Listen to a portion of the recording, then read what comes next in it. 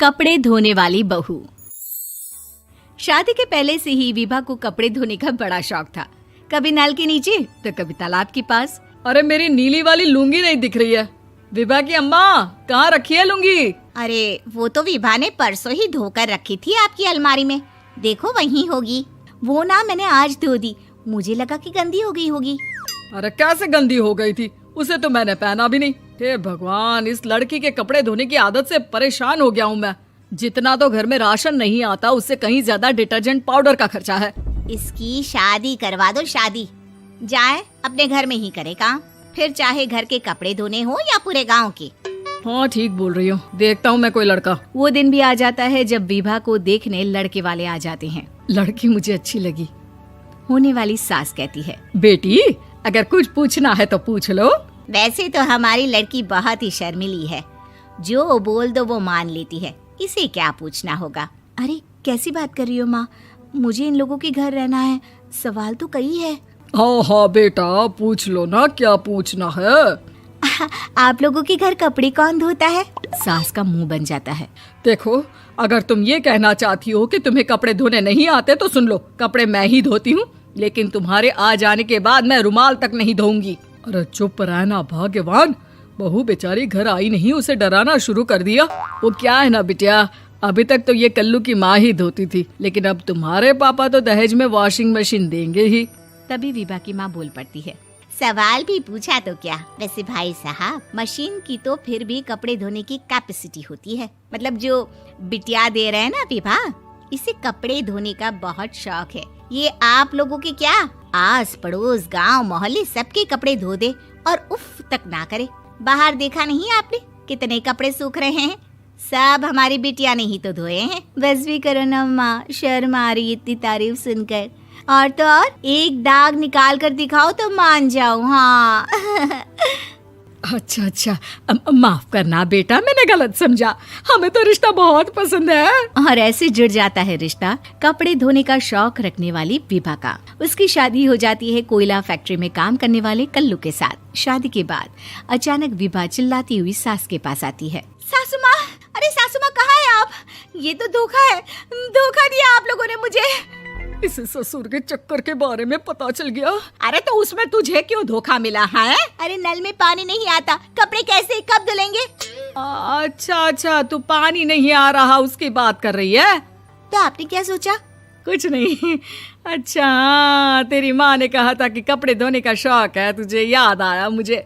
शौक बोलकर कपड़े धोने वाले मेरे जुनून को कम ना आके सासू माँ, कपड़ा धोना मेरा गुरूर है। तभी पति भी वहाँ आ जाता है। अभी मैंने इसे सनी देओल की फिल्म दिखाई है, उसी के डायलॉग मार रही है माँ। अच्छा सुन, साफ साफ बता रही हूँ, पानी सुबह 4 से 6 और शाम को 10 से 12 आता है, समझी? विभा टाइमिंग सुनकर हैरान हो जाती है। ये क्या भूतों का मोहल्ला है? सुबह 4 बजे उठकर कौन कपड़े धोता है? 4 बजे टंकी में पानी जाता है, फिर सारा दिन धोना ना, किसने मना किया? अरे कैसी बात कर रही हैं? 200 लीटर की टंकी में कितने कपड़े धो लूंगी मैं? सुबह ही उठ जाऊंगी मैं। अब क्या था, विभा सुबह 4 से लेकर रात के 12 बजे तक कपड़े ही धोती रहती। एक रोज सास पड़ोस से निकलकर कहीं जा रही होती है कि साथ वाली कहती है, हाँ कल्लू की माँ, जरा ये बताओ कि 2 साड़ी है, 2 ब्लाउज और एक पेटीकोट और एक नाड़े वाला लंबा कच्छा। हाँ तो? अरे तो क्या, कितना लोगी धुलाई ये बताओ। धोबन दिख रहे हैं हम क्या? हमारे पति सरकारी नौकरी से अभी रिटायर हुए हैं और बेटा सुपरवाइजर है कोयला फैक्ट्री में। धोबन समझ रखा है हमें? हाय रे कल्लू की अम्मा, माफ कर दो, वो तो मोहल्ले में यही सब बता रहे थे कि तुमने बहू को कपड़ा धुलवाने के काम में लगा दिया है। सास को पड़ोसन की बात सुनकर गुस्सा आ जाता है। वो घर पहुंचती है जहां घर के बाहर ही इतने सारे कपड़े सूख रहे होते हैं जितने कि किसी धोबन के घर पर। अरे ओ कल्लू की दुल्हन, बाहर निकल। माँ जी यहीं आ जाओ, बाथरूम में चादर धो रहे हैं हम। अरे अभी हम धोते हैं, तुमको बाहर निकलो। ये आस पड़ोस वाले बोल रहे हैं कि हम बहू से कपड़े धुलवा कर उसे कपड़ा धोने वाली बना दिए हैं। अरे छोड़ो ना माँ जी, किन लोगों की बातों में आती हो? आस पास के लोगों का तो काम ही होता है कि वो किसी तरह सास बहू को लड़ा दे। बहू सारे घर के कपड़े धोती है, ये क्या कम है? बोलिए। सास को भी लग जाता है कि वो बहू का ये सनकीपन नहीं छुड़वा सकती, इससे अच्छा है कि खुद ही चुप हो जाए।